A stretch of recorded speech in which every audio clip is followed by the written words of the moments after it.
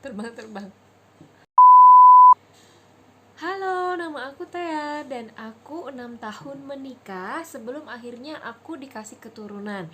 Jadi aku bisa banget sharing sama teman-teman pengalaman aku 6 tahun kemarin itu promil di dokter ngapain aja.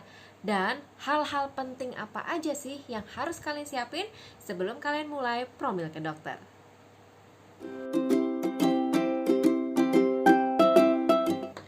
Nomor satu, hal yang paling basic banget dan aku rasa semua orang juga sudah tahu itu adalah dana.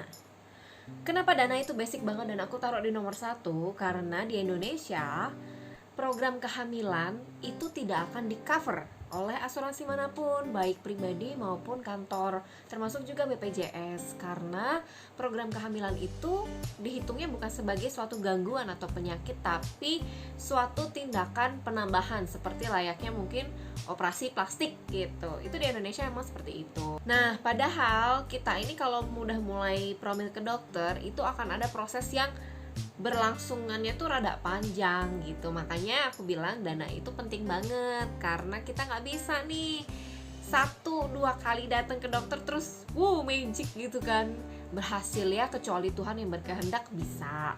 Cuma rata-rata kalau memang ada gangguan dalam diri kita maupun suami pasti butuh waktu dan butuh proses. Nomor 2, suami. Kenapa suami? Karena kalau kita promil ke dokter, yang dicek itu bukan cuma kita perempuan, tapi suaminya pasti juga dicek. Nah, kadang-kadang ada suatu sikon di mana ternyata gangguan itu adanya di suami. Suami itu kan punya ego lah yang pasti lebih tinggi daripada perempuan gitu kan, terkait hal-hal yang seperti ini nih gitu, dan itu wajar kok. Takutnya kalau memang tidak dibicarakan benar-benar sama suaminya, karena yang pengen banget punya anak itu yang perempuan gitu kan, ketika harus nanti ada prosedur yang dijalankan atau misalnya hasilnya tidak sesuai dengan yang dipikirkan sebelumnya, takutnya nanti jadi nggak setuju, jadi marah-marah, terus bubar akhirnya promilnya. Karena promil itu namanya juga program hamil, harus dijalankan berdua. Dokternya juga pasti akan minta pasangannya berdua datang sebisa mungkin, bukan cuma yang perempuannya aja. Nah, kalau udah siap untuk promil ya berarti nanti apapun yang terjadi, apapun hasil tesnya, kita memang harus siap dan legowo. Nomor 3, dokternya. Jadi kalau berdasarkan pengalaman aku kemarin, sebisa mungkin kalau di kota kalian ada, pilihlah dokter SPOG yang belakang title-nya itu ada tulisan KVER. Jadi dokter kandungan dan fertilitas. Biasanya dokter-dokter yang seperti ini itu mereka memang juga punya kayak subkonsentrasi ke hal-hal yang berbau dengan kesuburan gitu. Bukan berarti mengecilkan dokter-dokter yang SPOG ya, karena aku sendiri juga gak bisa gitu disuruh sekolah SPOG. Tapi kalau menurut pengalaman aku dan menurut pemikiran aku, kalau dokter-dokter yang SPOG biasa dan mereka kebanyakan itu menanganinya pasien-pasien yang sudah hamil saja, itu pembawaannya menghadapi kita-kita ini yang memang sangat ingin hamil bertahun-tahun, itu tuh beda. Cara menanggapi cerita kita, cara memberikan pendapat dan masukannya itu beda. Tapi kalau misalnya memang di kota masing-masing nggak ada dokter yang spesialisasinya itu fertilitas, nggak apa-apa, coba dicari di forum-forum, di FB group kota setempat biasanya banyak, atau dari kata tetangga gitu, dokter mana sih yang memang terbiasa juga membantu untuk program kehamilan. Dia bisa jelasin sama kita detail, pertanyaan kita apapun dia bersedia jawab. Makanya lah aku tuh tidak pernah mencari dokter yang terkenal. Banyak sih dokter yang terkenal dan dokterku nggak terlalu terkenal, tapi beliau punya waktu yang lebih fleksibel.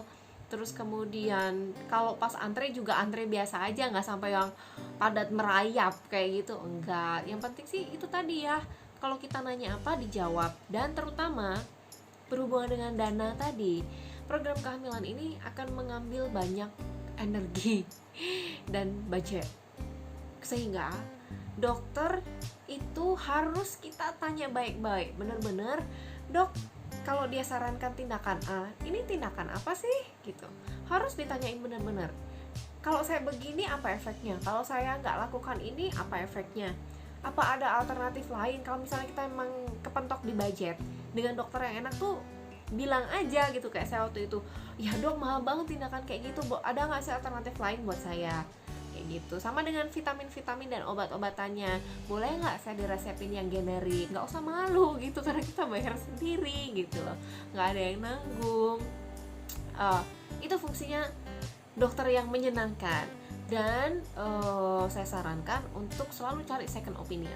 Jadi jangan saklek gitu sama satu dokter gitu, kecuali memang sudah super nyaman dan punya riwayat dengan dokter tersebut, ya monggo gitu. Tapi kalau misalnya ada yang tidak cocok gitu, lebih baik cari pembanding sampai dapat dokter yang benar-benar kita nyaman, benar-benar kita seneng, sehingga promilnya pun akan berjalan dengan lancar dan menyenangkan. Yang keempat, ini tuh aku rasa privilege banget di kota aku ada, yaitu tempat konsultasinya. Di kota aku ada satu rumah sakit yang klinik kandungan dengan klinik fertilitas itu dipisah. Itu benar-benar memberi kelegaan batin banget, karena aku anaknya baperan. Kalau misalnya teman-teman gak baperan sih gak masalah, tapi kalau misalnya ada, cobalah cari klinik yang seperti itu. Atau kalau misalnya pun tidak ada, mungkin bisa datang berkunjung konsultasi ke dokter itu di jam-jam yang tidak begitu ramai, hari-hari yang kayaknya orang-orang sibuk dengan deadline di kantor gitu, sehingga tidak bisa konsul gitu. Kenapa sih kok harus begitu? Karena buat aku pribadi yang sudah 6 tahun menikah, belum punya anak, jadi satu ruangan dengan ibu-ibu hamil lainnya yang perutnya udah gede-gede gitu kan. Sementara aku sendiri masih berusaha berjuang keras. Itu tuh di lubuk hati yang paling dalam adalah sisi-sisi yang membuat down melihat-lihat seperti itu. Sehingga aku memilih tempat yang terpisah gitu.